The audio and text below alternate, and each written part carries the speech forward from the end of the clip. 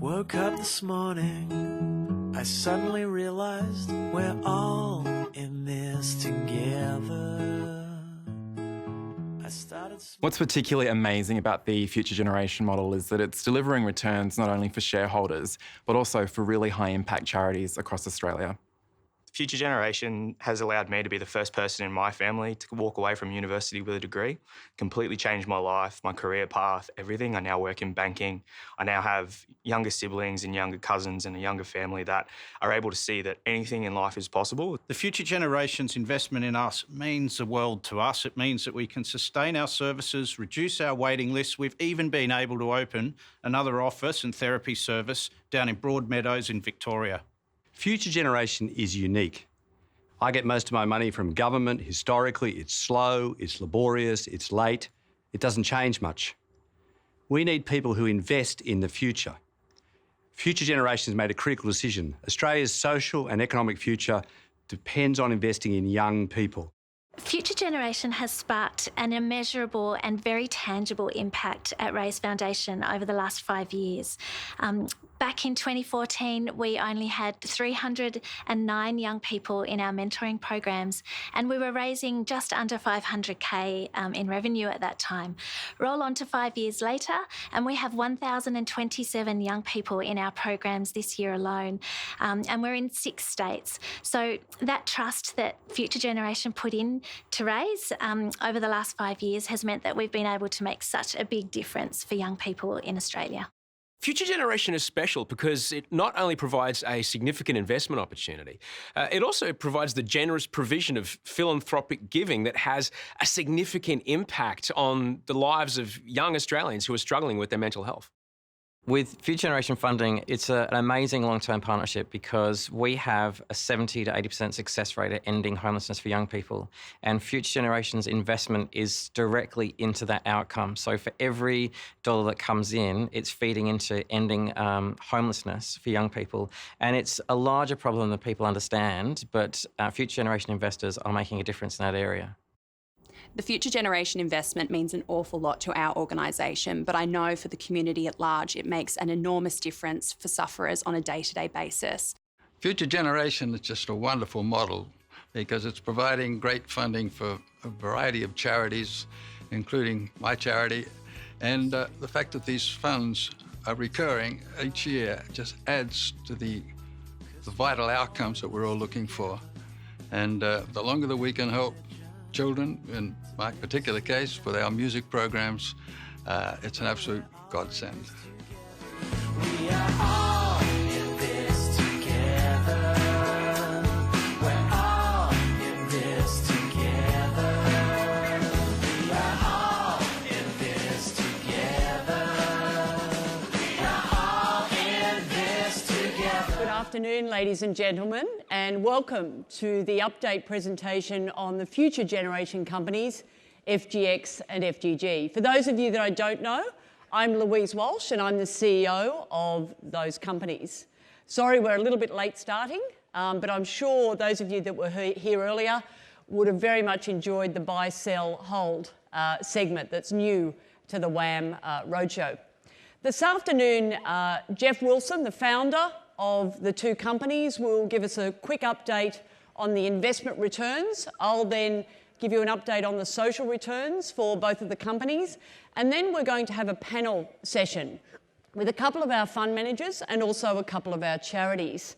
Those fund managers who'll be presenting on stage are Matt Hulp from Wilson Asset Management, one of our FGX fund managers, Nick Griffin from Munro Partners, one of our FGG fund managers, and our two charity representatives, Melissa Keller-Tuberg from Butterfly Foundation for Eating Disorders, one of our FGG charities, and Councillor Beverly Pinder, who's representing Lighthouse Foundation, one of our much-loved FGX charities. And then at the end, we'll have time for questions.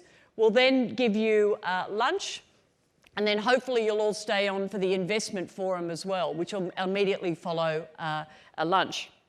So how many people are not so familiar with FGX and FGG and are not shareholders? Can I have people raise their hands? Great. Well, look, what we might do is just spend a few minutes with me giving you a little bit of an overview background on the companies. These two companies are listed investment companies, and Jeff Wilson founded them. He happened to be in London about 7 or 8 years ago, and he was sitting in a hotel reading the Financial Times, and he read about an investment vehicle in London that he thought, wow, this is something I really would like to bring to Australia. So that's actually what happened. Jeff actually quizzed the gentleman in the UK and decided that he wanted to set up something similar here.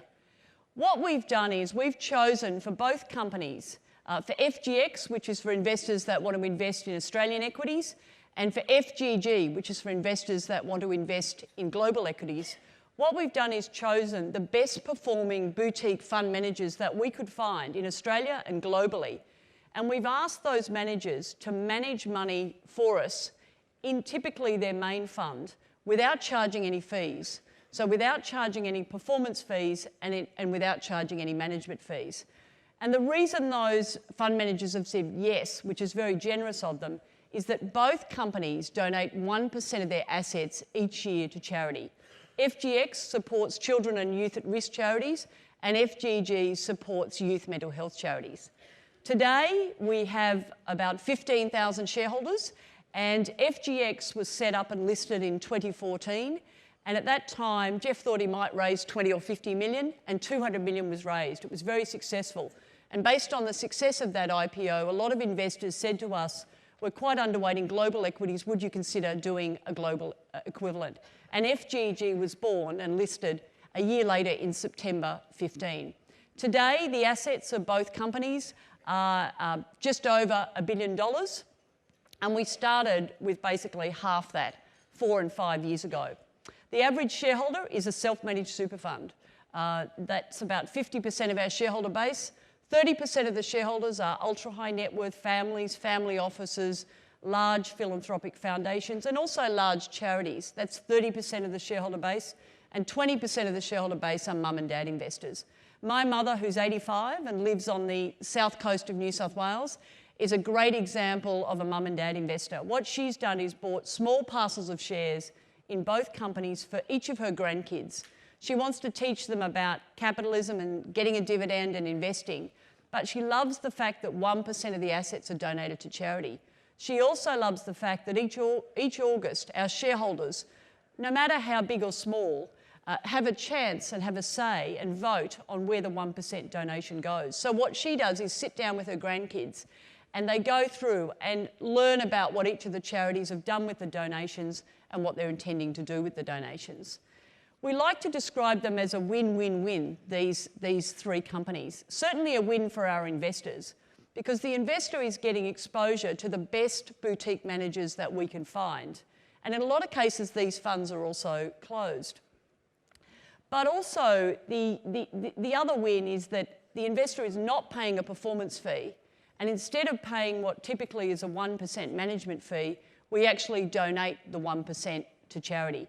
The charities who benefit, it's an absolute win for them. It provides them with an increasing stream of donations, but they have to perform to continue to be a charity, of course, as well. Lastly, the fund managers, they love being involved. It's a fantastic way and a unique opportunity for them to give back and make a contribution to the community or the non-profit sector.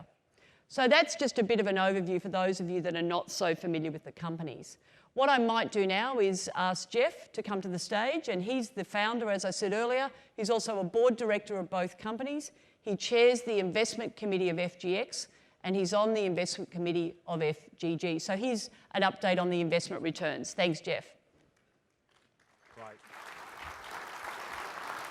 Look, thank you very much, Louise, and thank you as shareholders, and we're here to report to you. You own the company.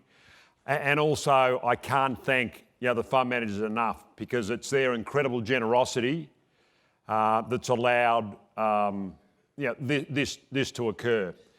In terms of the slide I've got up here, let's look at the performance. So we'll look at the first box. We've got FGX, which is the Australian listed investment company.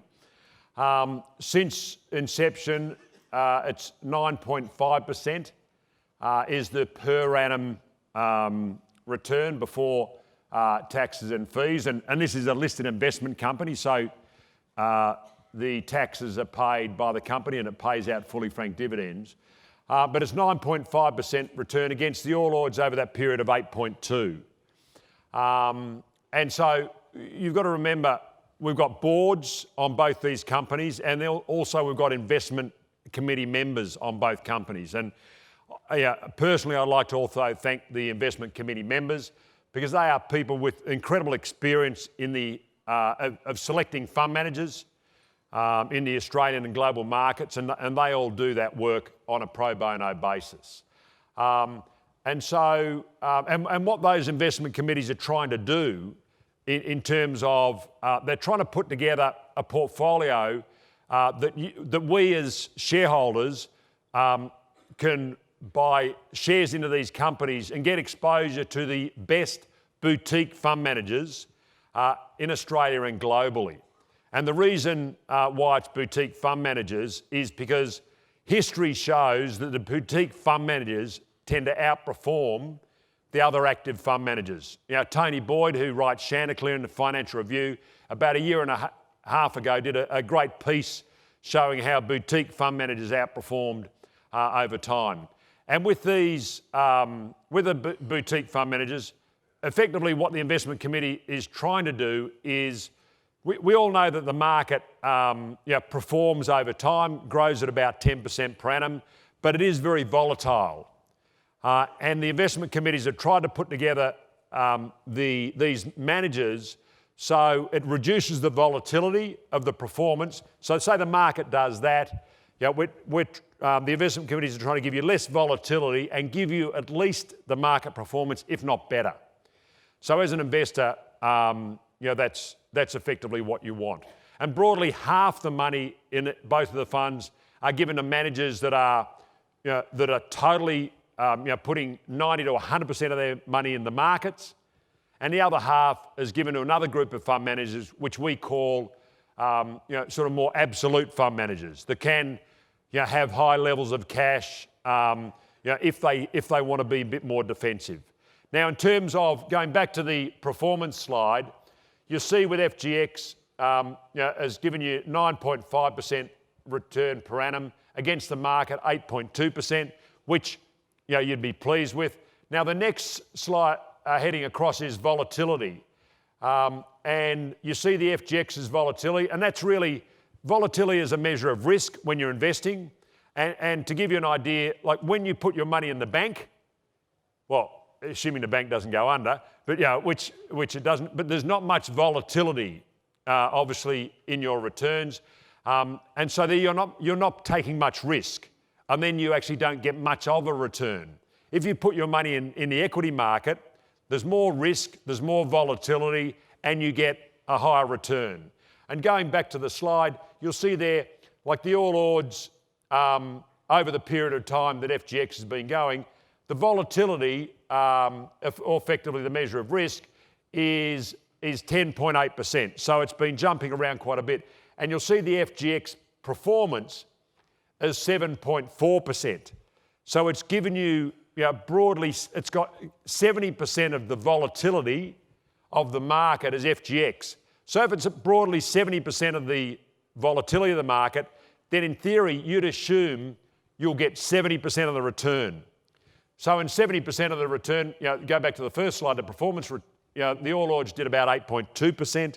So you'd be getting a little over 5.6%. But the actual managers delivered 9.5%. So it was a very good performance from the FGX managers. If you look down at FGG, if we look at the volatility slide, the global index, you'll see there over the period of time FGX was operating, had a volatility of about 10%, and FGG, the portfolio, was 83% of that, or 8.3%.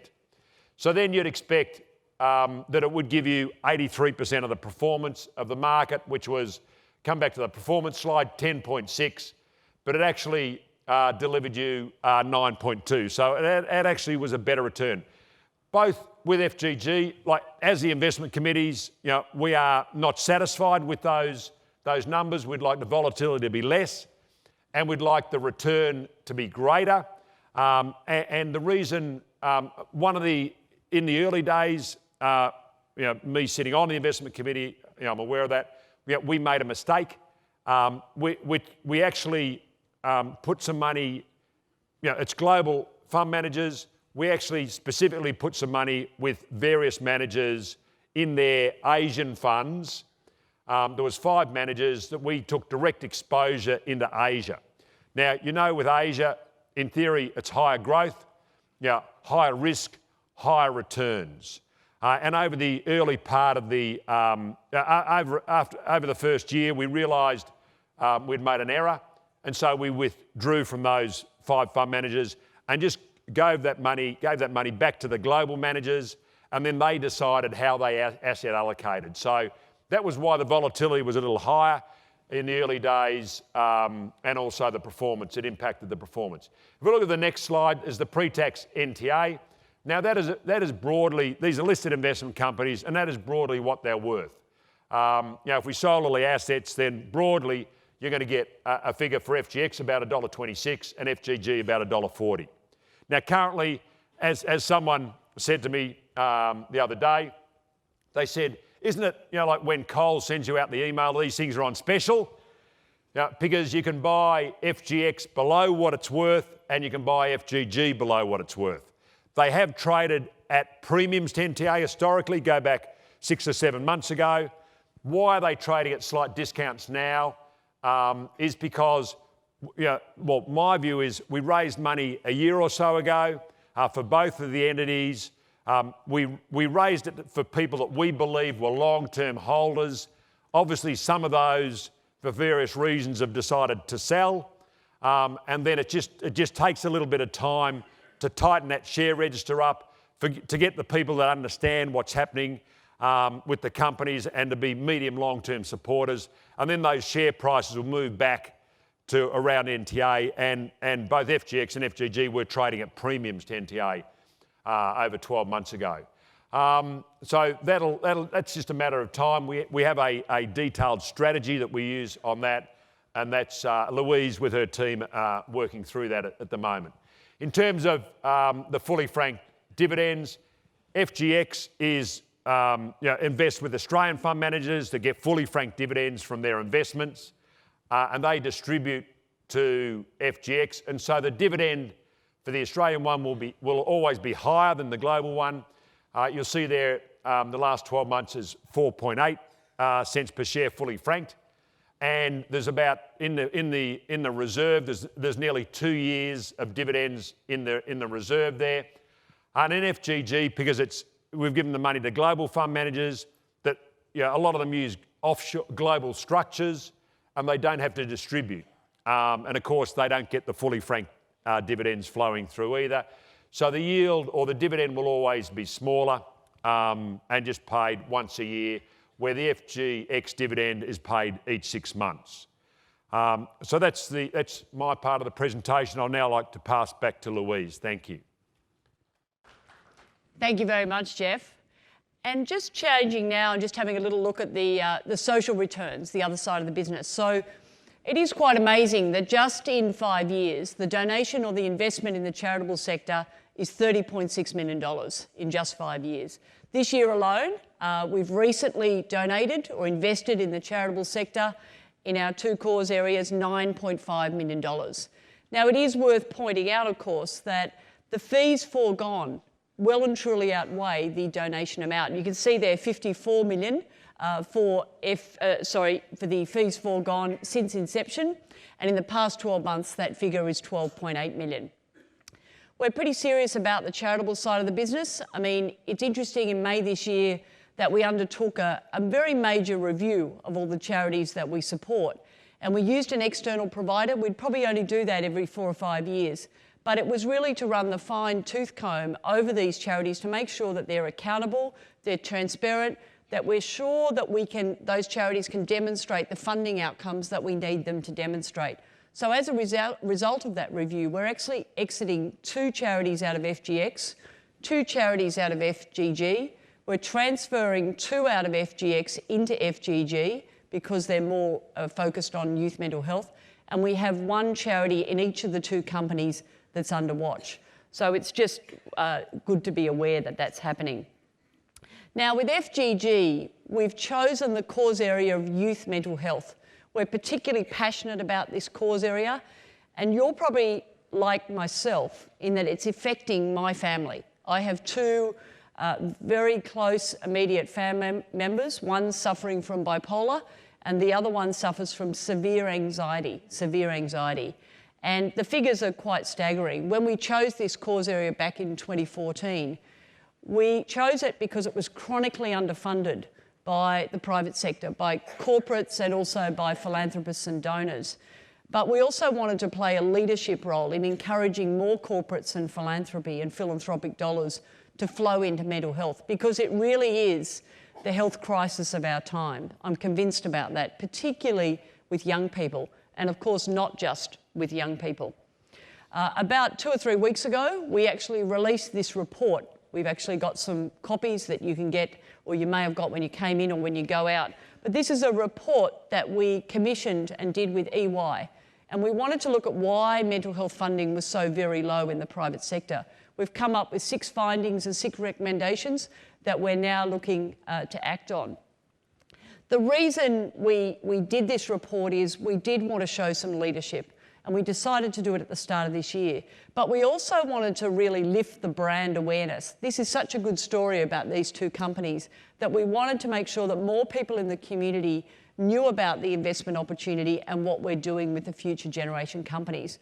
And that's really what's happened. You know, we did some fantastic media a couple of weeks ago, radio, newspaper, print, podcasts, all sorts of things. And that means that more people in the community are now becoming aware of these companies. And of course, we're hoping that that will stimulate more buying, which of course will help us close the discount to net tangible assets. So that's another part of our communication strategy. But our main part of our strategy is actually to call the shareholder register. So if we have your phone number, what we're doing is calling you. And it's really about updating our shareholders, seeking feedback, but importantly also talking with them about the discounts and what we're doing to close the discounts, because as Jeff said, we are confident that we can close them. Now, what I would like to do before we start the panel is thank our fund managers. These are our 30-odd fund managers across the two companies that have very, very generously agreed to waive their normal fees. We can't thank these fund managers enough. And of course, you're going to hear from 2 of them this afternoon. These also are our designated charities. So these are the current 22 charities that we support across children and youth at risk and also youth mental health. These charities, of course, could change over time as we grow bigger as well.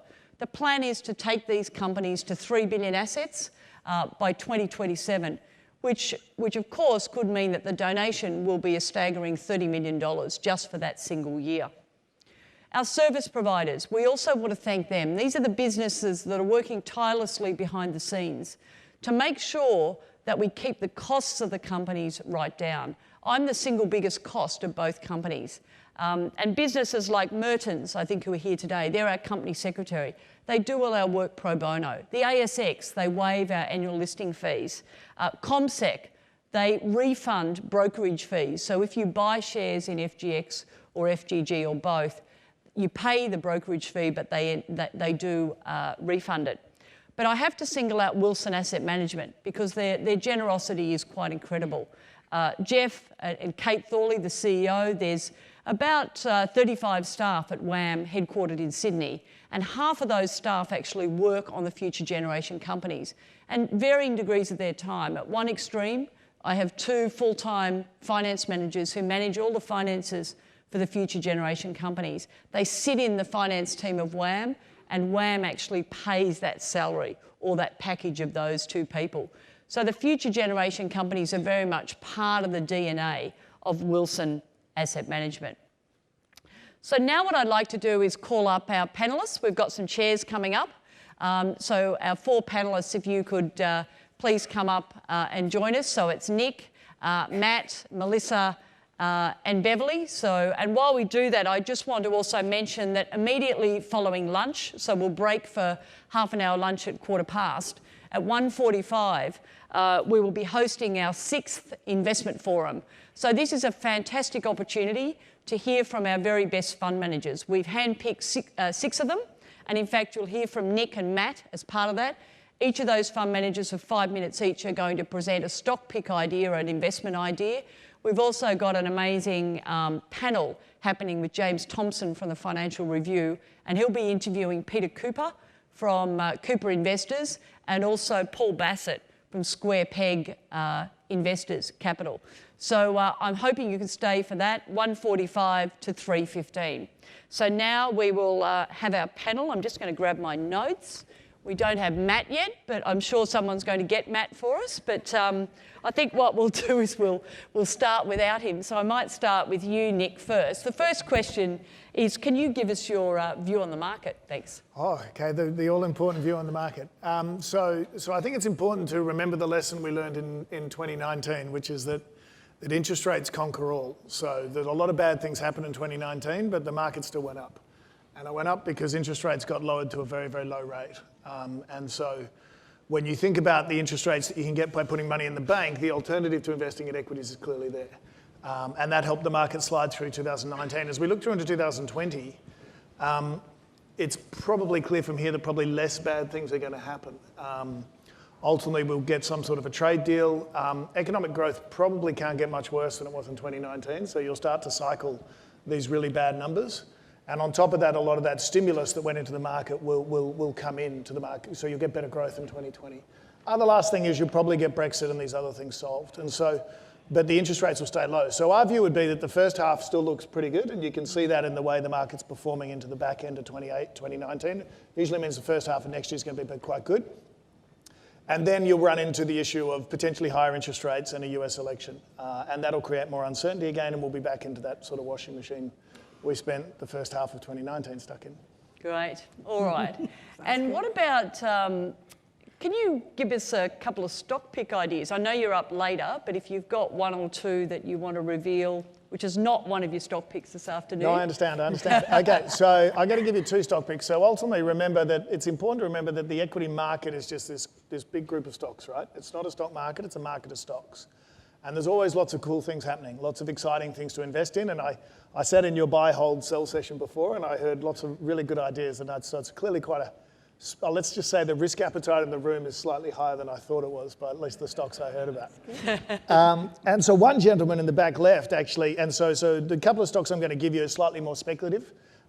You should always, if you're going to invest in international shares, you should always own Google, you should always own Amazon, you should always own Alibaba, you should always own Microsoft. Those are your core holdings globally.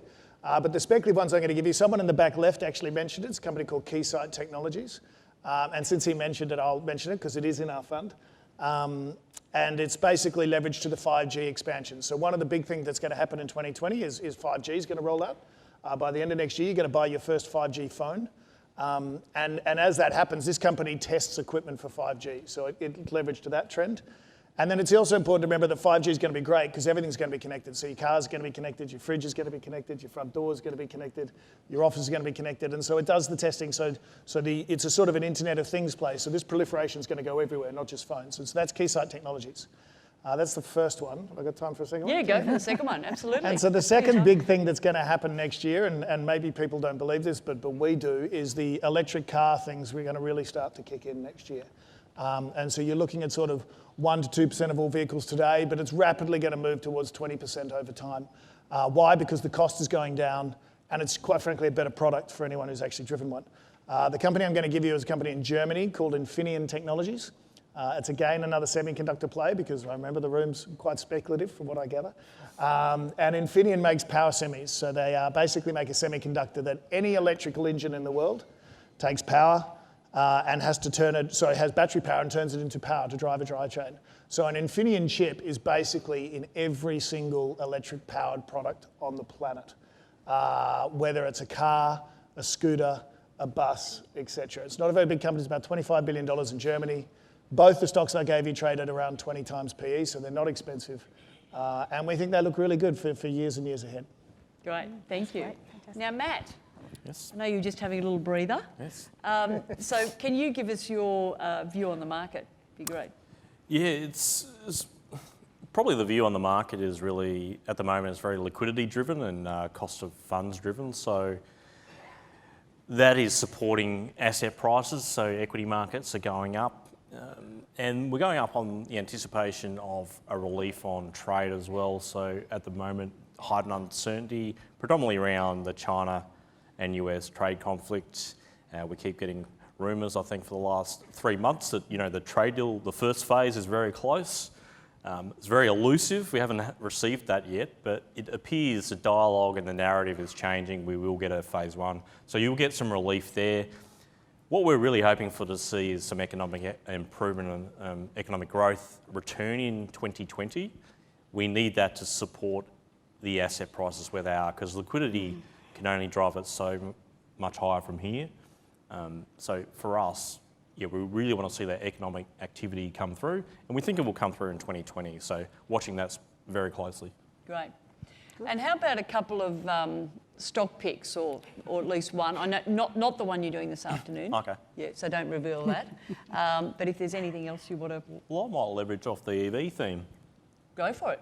So part of the lithium batteries, you need nickel, and EV vehicles need a lot of copper too. So for us, we've been really positive on nickel for a period, predominantly through increased usage over time, because it was used for stainless steel production, but now obviously a new use and growing.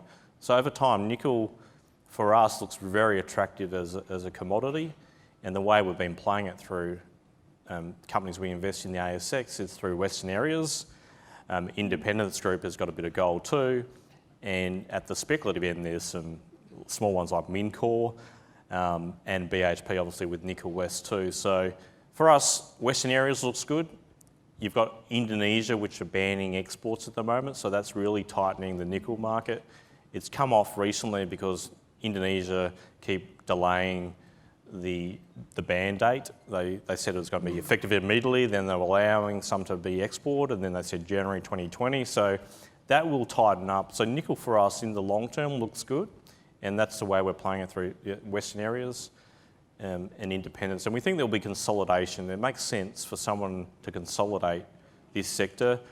And even speaking to companies like Wesfarmers, they want to play in this space too. So they obviously had a crack at Lynas. They've bought Kidman. Wesfarmers want to be like a chemical, they want to be the medium between the car manufacturer and the miner. So they're investing a lot of money in trying to find companies to invest in and build that. So for us, consolidation happens. Nickel West, Western Areas, independence, I don't know how it plays out, but something will happen there in our view. So for that, on the EV theme, we're quite positive on nickel and also copper as well, because the copper intensity of an electric vehicle is a lot higher than a normal internal combustion vehicle. So for us, copper looks pretty good on that thematic too. And the way we play that is through Oz Minerals. And Oz Minerals, obviously, copper is a proxy for global growth. So we do get global growth next year. You've probably got a couple of thematics playing out for Oz Minerals as well. Great. Thanks, Matt. Now, Nick, what about what's in store for 2020? Any particular themes that you pursuing see coming through? Yeah, so again, hopefully the right room to talk to this about, but I mean, yeah, so from our point of view, we generally try to, so we're a global growth fund, so we're trying to find structural growth trends in the world to invest in. We talked about 5G and we talked about electric cars, but to be fair, we came up with those sort of a year or two ago. Our next one for next year is unfortunately is climate change. This is going to happen. And we see a profound change in attitudes this time. And you don't have to rely on the government to solve energy independence. You can rely on a corporate, because the corporate's going to do it because their stakeholders want you to. So every single company meeting I go to, the company is committing to being carbon neutral. Whether it's Starbucks, Walmart, Salesforce, Google, Facebook, and they're building their own wind generation. Their own wind generation electricity plants. They're building their own solar plants. They're doing their own insulation around a building to do very smart buildings to do less energy. Packaging is a massive theme for us at the moment. These are all things, because you get single-use plastics are going to be banned, and this is going to accelerate at a very rapid rate next year. And so that's really where we're trying to plug our money for next year, because the 5G and the car ones were sort of a year or two ago. They're still going to work, but they're well appreciated. Our job is to find the one that's not completely appreciated yet, so that's where we're looking. Great, thank you very much. And Matt, different question for you. Like, obviously summer's coming up, holidays. Any particular books you'll be reading or anything you'd recommend that people think about buying for the summer break? The ones I might recommend would probably bore everyone. They're all around macroeconomics. So if you want to fall asleep, I'll recommend a few of those. But what am I reading at the moment? Yeah, they're all very textbook focused at the moment, because bit dry. Bit dry. So I'm trying to think on the spot, what's an entertaining read? One of them is more entertaining, is Geniuses That Fail, the LCTM failure, LTCM. That was around these very smart guys that got very confident in their models, and then some circumstances changed in the market, a few one-off events, and they basically went under and almost brought the whole financial system down with them. So it's a bit of an entertaining thing. There's a couple of Nobel Prize winners, so when you get stocks wrong, don't worry, there's Nobel Prize winners that also blow up funds. So it's quite a hard art. And when you get over, I guess the takeout is when you get overconfident, that is when you get yourself into trouble. And they sort of double down on their positions over time, and that's how they blew themselves up. So Geniuses That Failed is a good read. Geniuses That Fail. Right, okay, thank you. Thanks very much, Matt. Well, look, what we might do before we break for some questions is talk to our two charity representatives. So firstly, I want to have a chat to Beverly, who is a City of Melbourne councillor. She also chairs the Homelessness Advisory Committee for the City of Melbourne. And when I read up your bio, I discovered, I hope I'm allowed to say this, but she's a former Miss Universe Australia. Oh, God. So there you go. 40 years ago. Yeah, doesn't matter. Looks good. And she's also a supporter of Lighthouse. But Beverly, can you talk to us a little bit about, I suppose first up, what Lighthouse does and also how you became involved? So I guess Lighthouse, I mean, I've known Susan Barton, our former Melburnian of the Year, sitting right over there, a wonderful woman. And one of the first stories I heard from Susan was, she was in Sri Lanka, the country where I was born, and she had a baby in her arms, a foster care baby, and the baby died. And that was a real changing moment for her. She came back to Australia and threw in her corporate role and started helping vulnerable kids. 30 years ago, Lighthouse Foundation was founded by her. Their greatest asset is their therapeutic model of care. It's applauded throughout Australia, governments and philanthropists alike. And it is very simple. It is returning the home life to children. So for youth in a home with 2 live-in carers, all of the therapy, the counselling, schooling, all of the guidance that you would expect as a child to get from a family unit is that which Lighthouse provides. And it brings tears to my eyes. In fact, the Bardas family, some years ago, I went to them for funding to open a home in Kensington. And generously, David and the late Sandra Bardas, of course, provided funding for that home. So it is costly to run a home like that. But what it does for me, Louise, is that I'm working quite frantically on this homelessness portfolio at Town Hall. But I'm a strong believer that the preemptive stuff is what's so important. That's what Lighthouse does. It's those kids who are neglected, they're abused, they've got nowhere to go. Their mind is, it's been stretched to all edges, and it just needs to bring back that elasticity, that care, and ultimately love that a family provides. So this really is Lighthouse Foundation is very, very close to my heart. I call myself a friend of the Lighthouse Foundation. I used to be on the subcommittee for fundraising, but essentially it's homes in various locations. I can't tell you the number we have, or they have currently, but it's homes, it's 2 living carers, it's for youth, 15 to 22 years of age. and it is to prevent them from becoming homeless. And it is also teenagers who are pregnant. So the Mums and Bubs program is superb.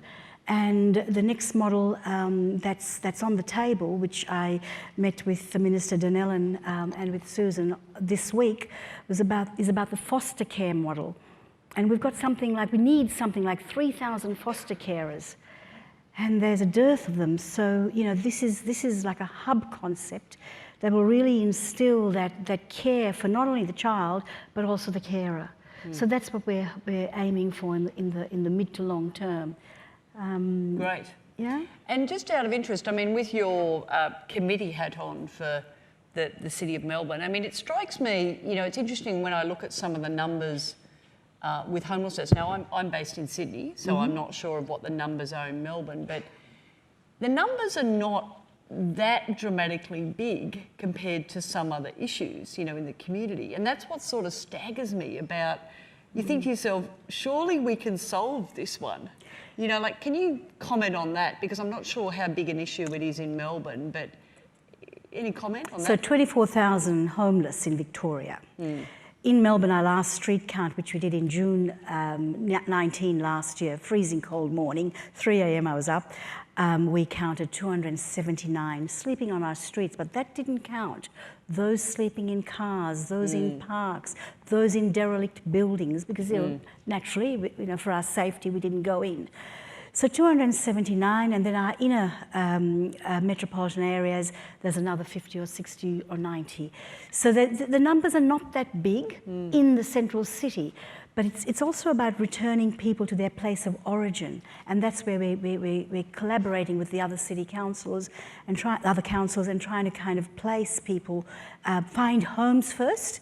The state government has come through with if we, the City of Melbourne, can find with other councils, find places, then the state government will actually provide all of the services, because there's no point giving someone a room. You've got to actually have the wraparound services. Currently at Town Hall, the Homelessness Advisory Committee has 10 people on it. 5 of them have lived experience. And those 5 have become good friends of mine. I love them.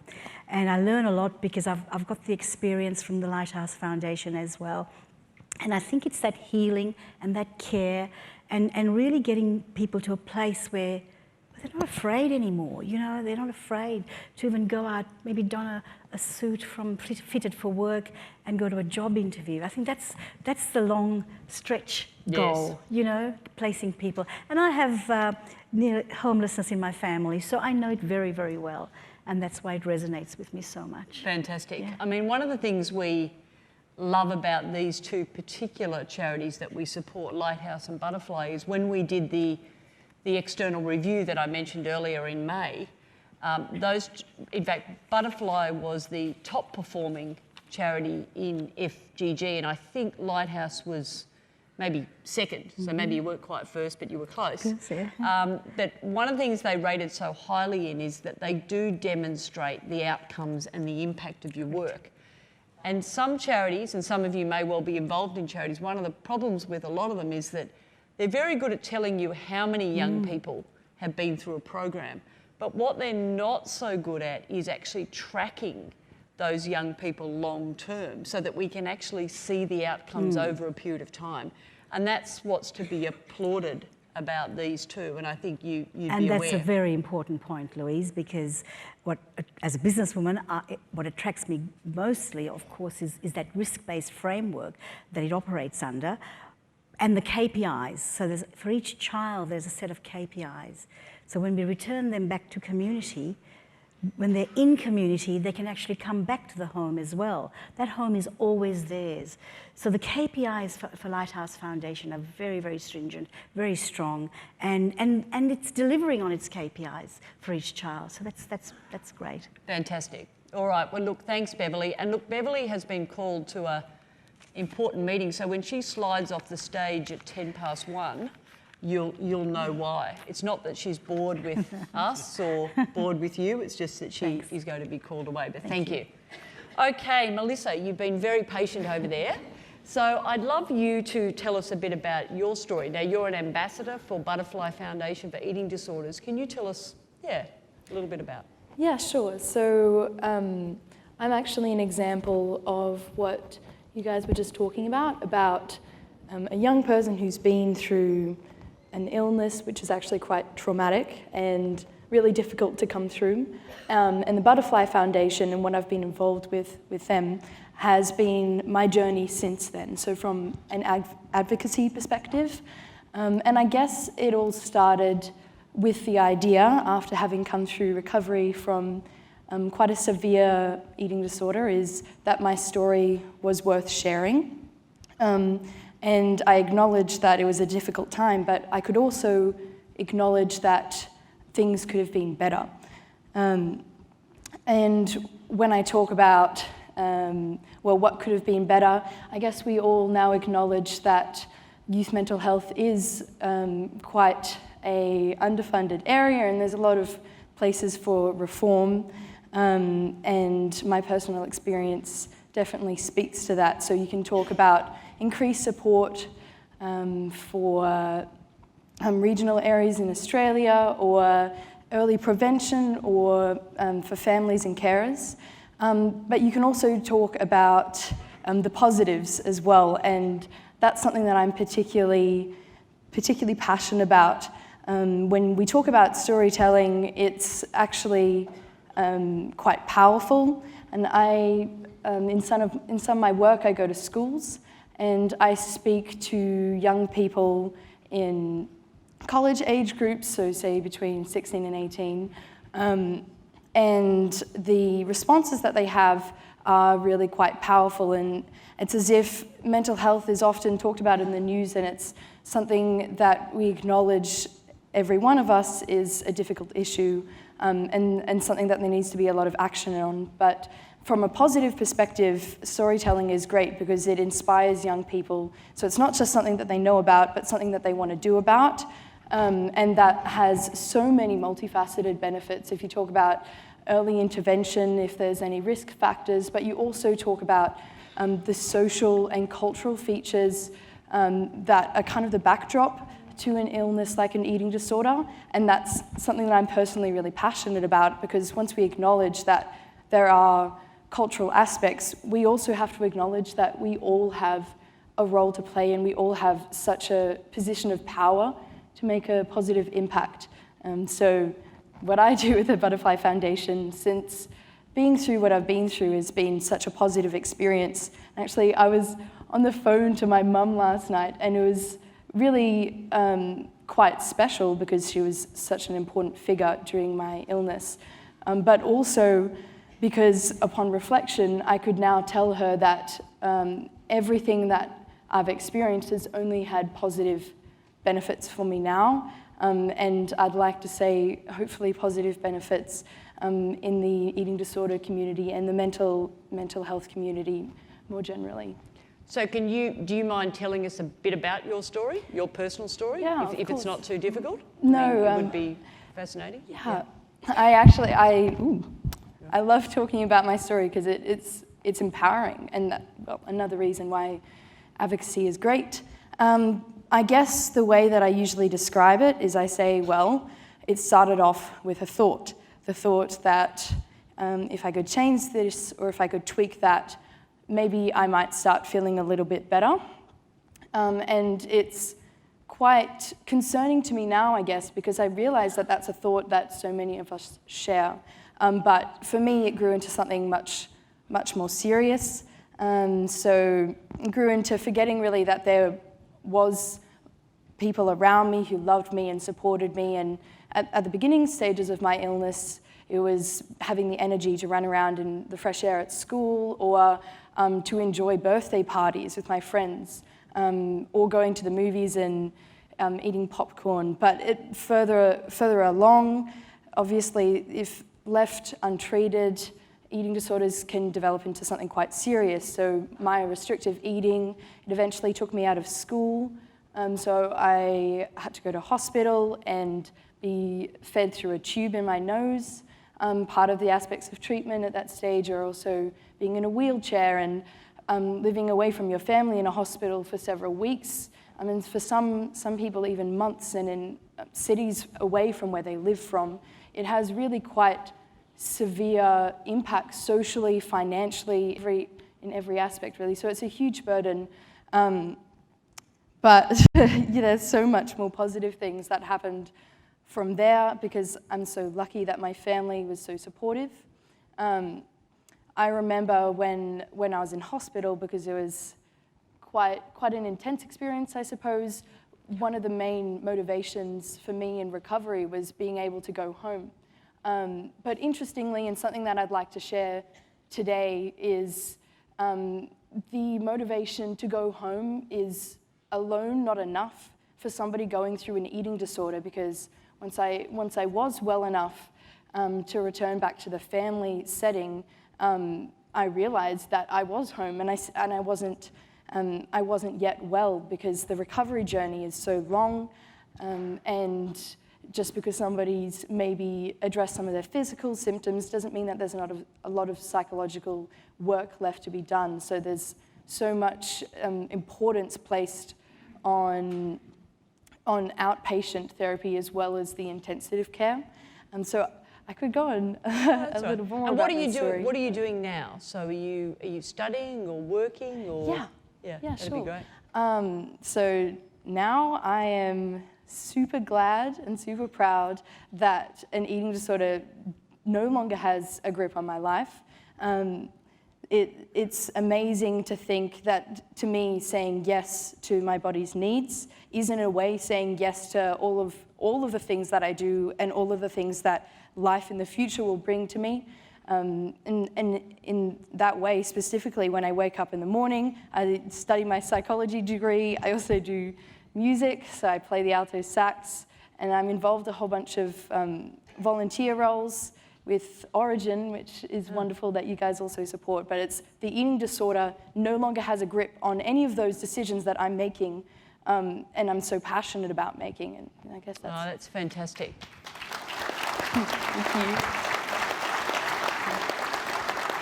you. Well, thank you very much for sharing the story, and we're delighted with Butterfly Foundation that what we're funding is a youth intensive outpatient program, and we heard about through Butterfly a program in Los Angeles that was custom made, and we knew some Australians were travelling to the UK to Los Angeles with their families to benefit from the program.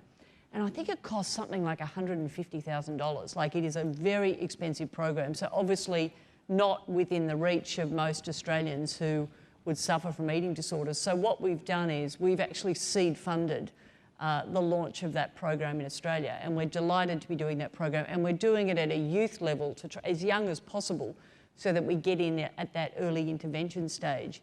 And I know that one of the next things for Butterfly Foundation is they're looking at opening a residential centre on the Sunshine Coast in Queensland as well. So they're a fantastic organisation doing great things. And again, thank you very much, Melissa.